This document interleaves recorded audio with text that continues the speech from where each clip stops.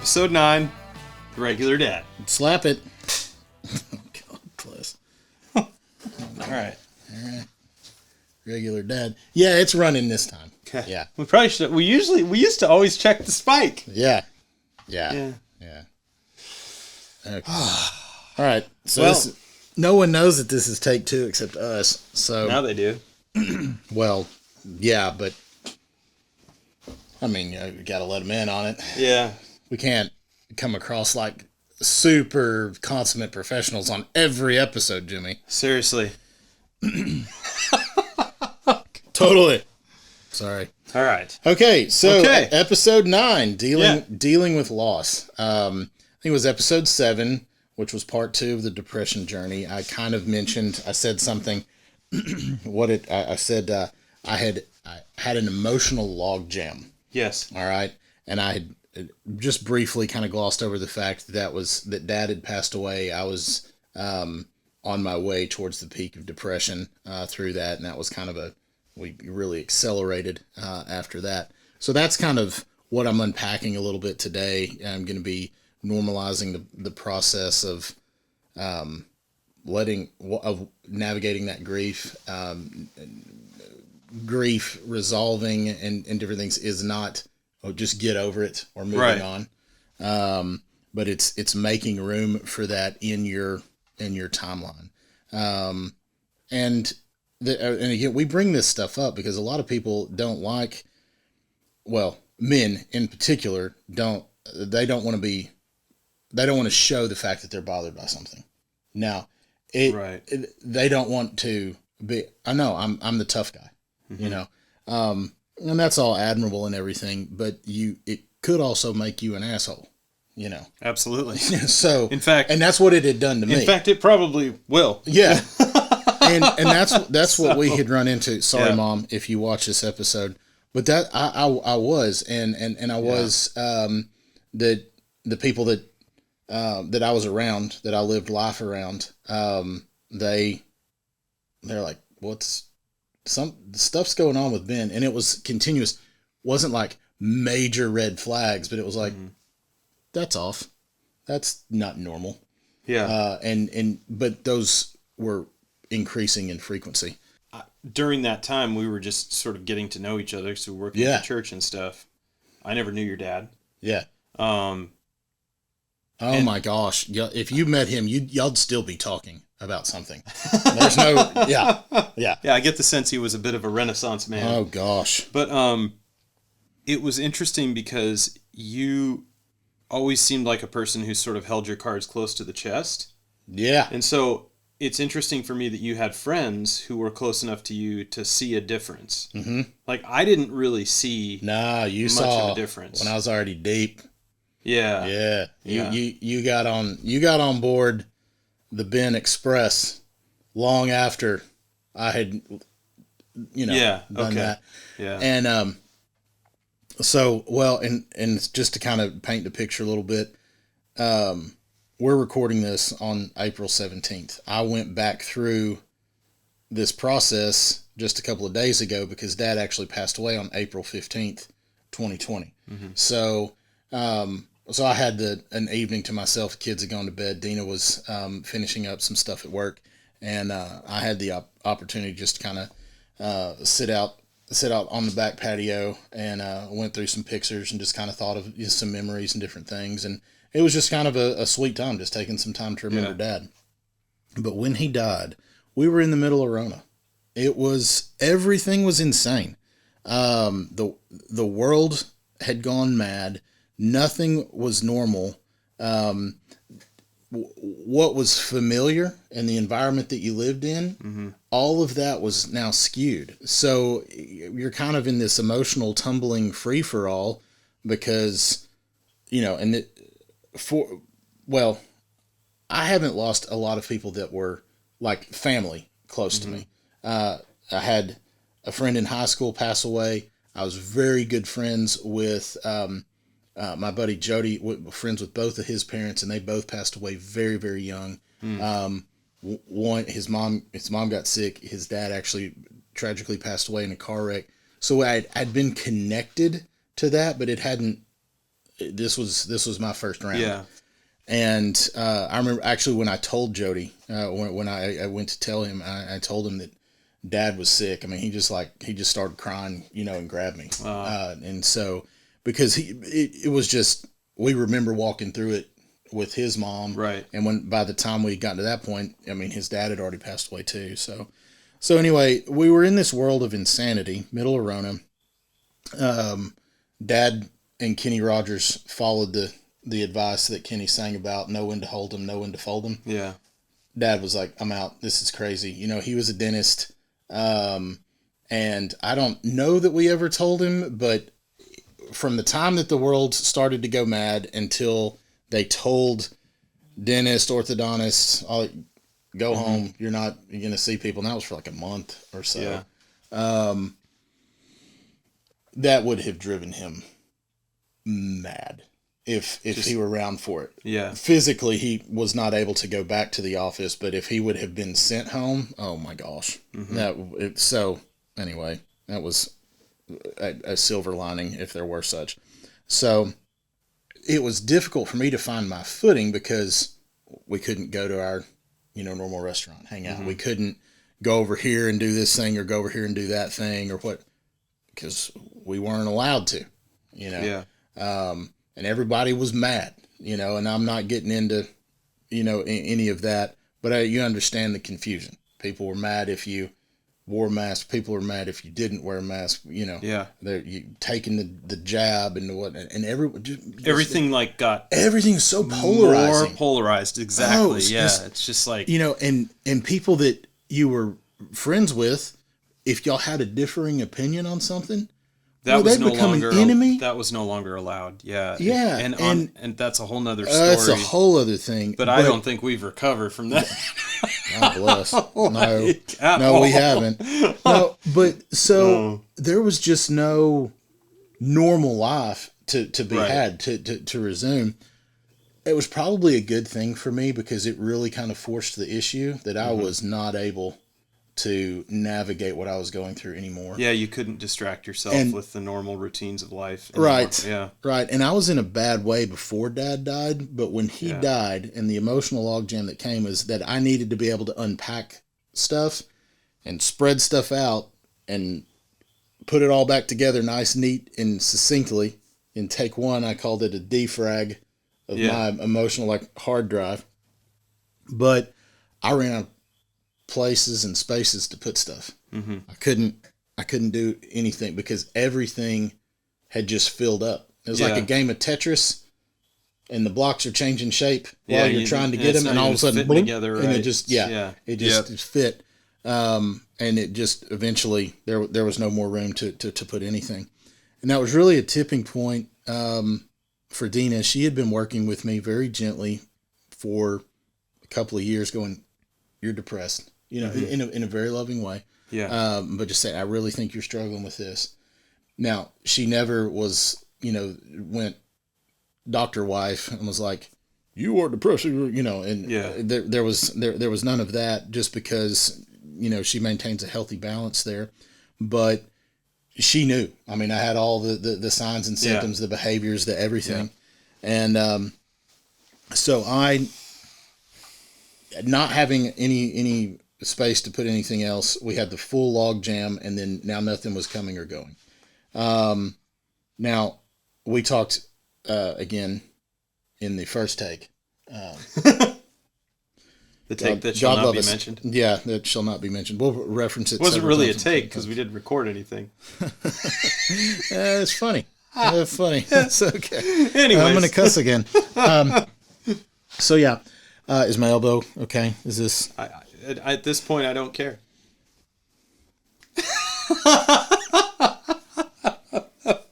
So today I've run out of emotional space to deal with it now. So, but so here's the thing. I started going to therapy, some begrudgingly, but also knew that it was at this point it was almost like the tyranny of the urgent, because my wife was like, "We need you to." And that was kind of the place that we were at. So I was like, okay, I'm going to do it, and so started that. I will tell you, and it was awkward the first little bit because I wasn't practiced at it. It's not like it's just something that you know how to do. I just thought people knew how to talk about their emotions. Those were the people who went to therapy. They just knew. Oh, I didn't know what to say. I didn't know what to do.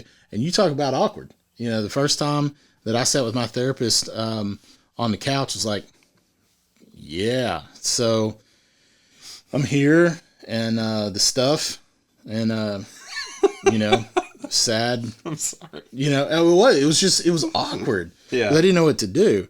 I got really, I figured it out. It didn't take long.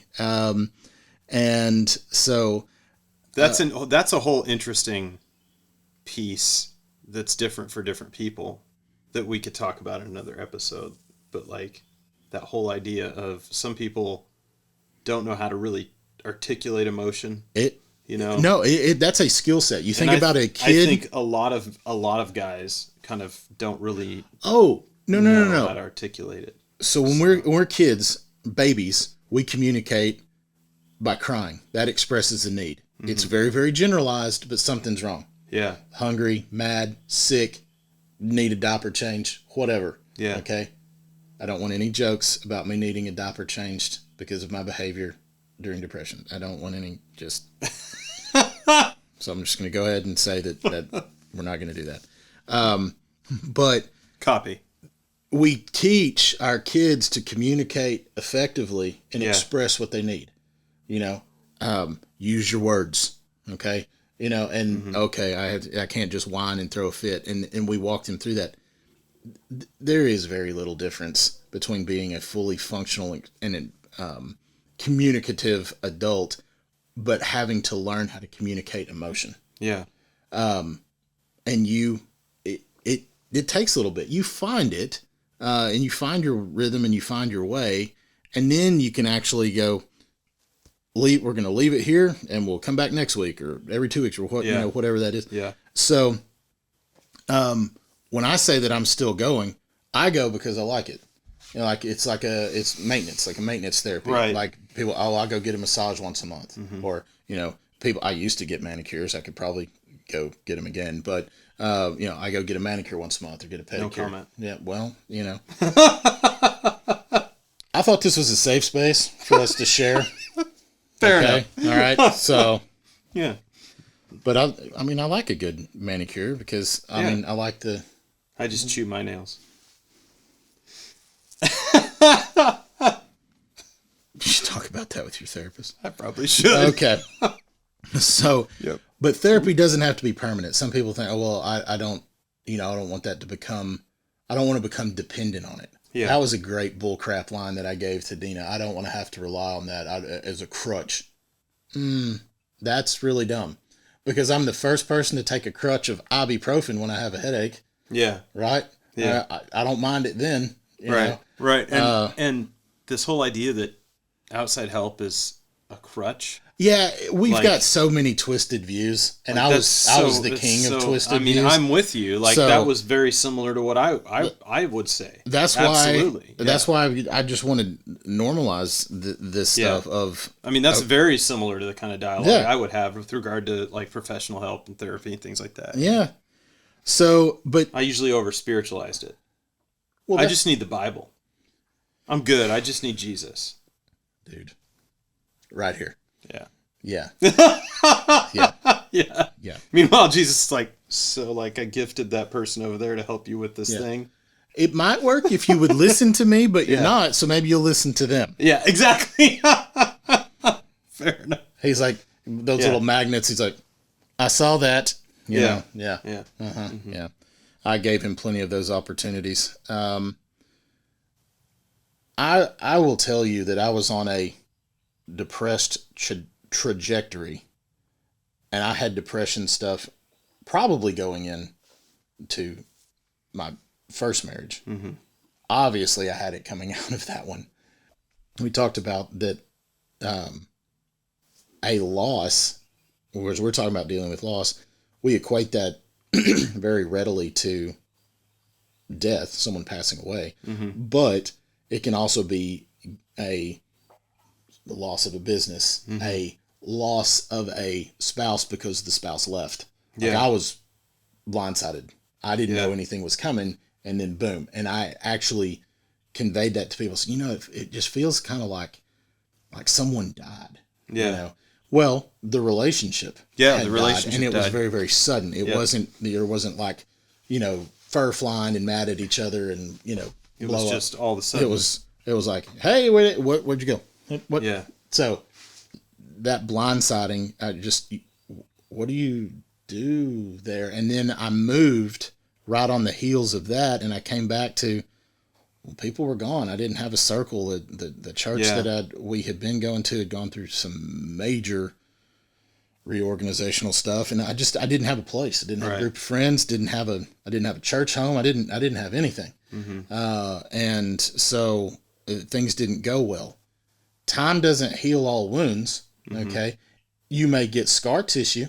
Okay, built up, but that doesn't mean that things have set correctly.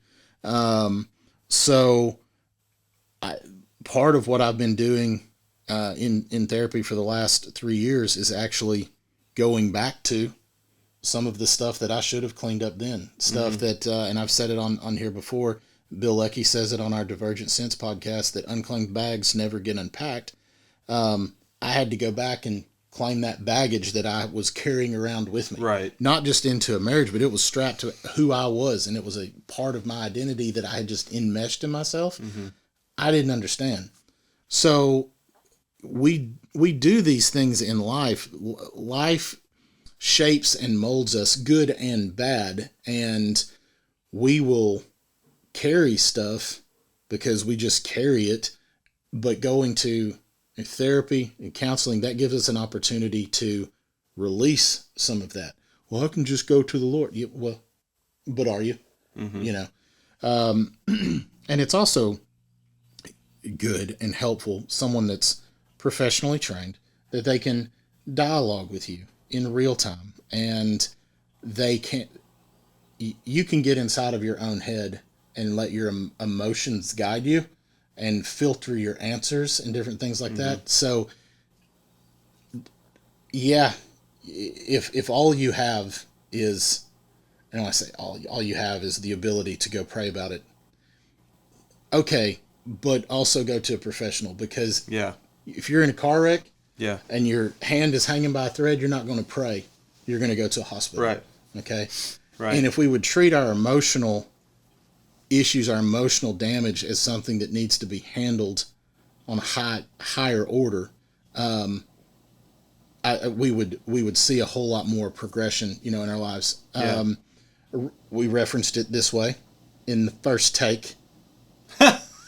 That, if you and I are out camping in the woods and I cut my arm, you've got a little first aid kit, we bandage it, it's fine. If we're out camping and hike or whatever, and I fall and my arm's twisted and mangled and wrapped around 360, that's more than a first aid kit. Right. That's more. We need to go seek professional help. What that was in reference to is, you and I will go to lunch and we'll talk about stuff. Right. We'll just talk about life stuff, job frustrations, whatever. And we're just kind of a safe thing. We didn't always do that. We got to know each other, and we leaned into that part. Right. That's not a substitute for therapy, but it helps and it supports it, and it keeps you in practice of just talking through your emotions, and it helps you keep it normalized. So I would encourage people to find that person that they have in their life. You need to be in community. Oh gosh, yeah, absolutely. You do. Yeah. You do. I wore a shirt one of the last episodes, and it said, "Come on, Brad." Right. That's actually my buddy Brad, who lives out in the Dallas area. We went to college together. He's known me for a long time. He remembers post-divorce screwed up me, because that was when he met me. I mean, we were, a couple of months out from it being finalized, and we met.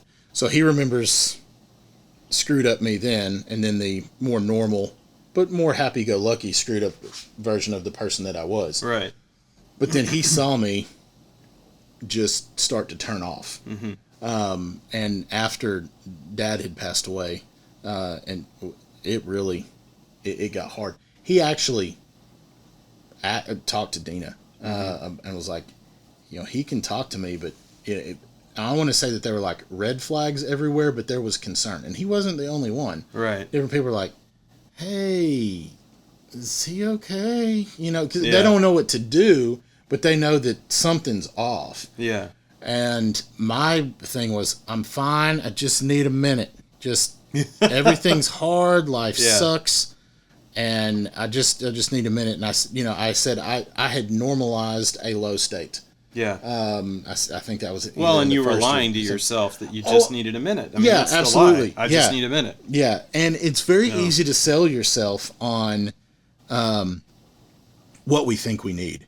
Yeah. But again, if my arm's all mangled, I'm not okay. Well, I just need some tape. No, I don't know what I need. I need to go to someone that can help me. We need this. We're going to do this. We're going to help you, and we're going to get this set, and they can give you kind of a roadmap. For therapy and recovery from some of those issues. So, going back to the loss of Dad, I still miss him to this day. Mm-hmm. The grief is still there, but it's shaped in a very different way. That used to evoke a lot of sadness, and while there's still that tinge of sadness there, it's kind of like a sweeter miss. It's more of a bittersweet. I'm glad he's not sick. I would like for him to be here celebrating this. I'm happy that I remember him, and it's all kind of this culmination. Yeah. But I am glad I miss him. Not everyone misses their dad. If their dad's passed on, they might be relieved. They might have been like, who cares? I hate that for them. You and I have a mutual friend. He didn't know his dad at all until a couple of years ago. And I cannot imagine. Because my dad... that would be tough. My dad and I, we went through our phases, but I mean, we were buddies by the time that he passed away. And our relationship really clicked when we were... when I was a teenager. He didn't know how to do the younger kid thing. His dad, my granddad, he was a good person, but he knew nothing about parents or parenting. He met his own father. My granddad met my great granddad like twice in his life. Oh wow! Right? Yeah. So that's gonna leave some. Yeah. words. So you don't really know how to be a father. So he did the best he could. Dad did so much better, as would be expected, because he had some type of role, and all Dad had to do was not do what my grandpa had done. Yeah. We are doing well. Right. But Grandpa found a lot of support in the bottle.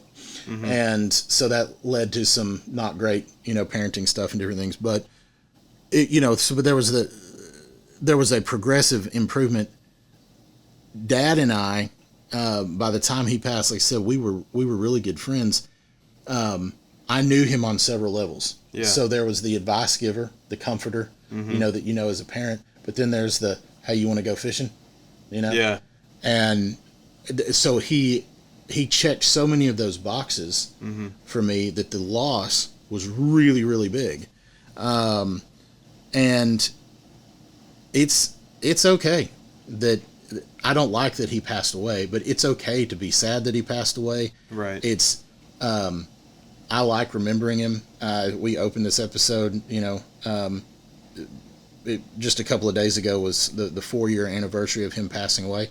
I sat out back, on the patio and just, I went through some pictures of him and just kind of recalled some memories and different things. And that was just a really good, healing time. Missing someone is kind of a way to honor them, right. Keep their memories alive. So the emptiness doesn't go away, but it does change shape. Now, we're not medical professionals, mental health professionals, medical health professionals. We are not these things. We are regular dads. Okay. That's right. So if my wife or any other mental health professional hears this phrase and they're like, no. Okay. Well, listen to them. Okay. But right. This is how with what I feel and what I've experienced, my heart in is I'm not trying to break anyone's way of thinking, but don't reject your grief, okay? Because it's not like I'm not sad, I'm not sad, but acknowledge it. Yeah. Give it a place. It's not your leader, okay? It's not what you go to. It's not your guide. But don't reject your grief. Acknowledge it. But this was important to me when I was writing stuff down in thoughts and just kind of thinking about this episode and everything that I wanted to say. Define your grief. Don't let it define you. Yeah, that's really good. So now, I think it's really good. well, thank you. Yeah. No. And anyone else that wants to send in kudos, contact at theregulaردad.com. That's right. We're always down for kudos. Absolutely. Little comment in Yeah. the YouTube Yeah. videos, the shorts that you're seeing on TikTok or whatever. So define your grief. Don't let it define you. And the problem, and I'd opened up the episode talking about how my depression had made me just a real hard person to get along with, to live with, to be around. And it was hey, life sucks. And the grief component, it's not a get out of jail free card.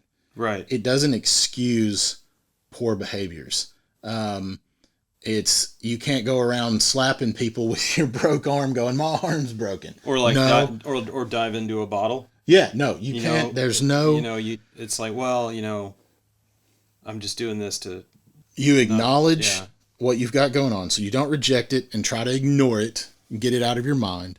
You acknowledge it, and then you define it. Yeah. You give it some parameters. You give it some shape, and then you can start navigating through that. If you're going it alone, but of course, I would encourage you to have people that you talk to.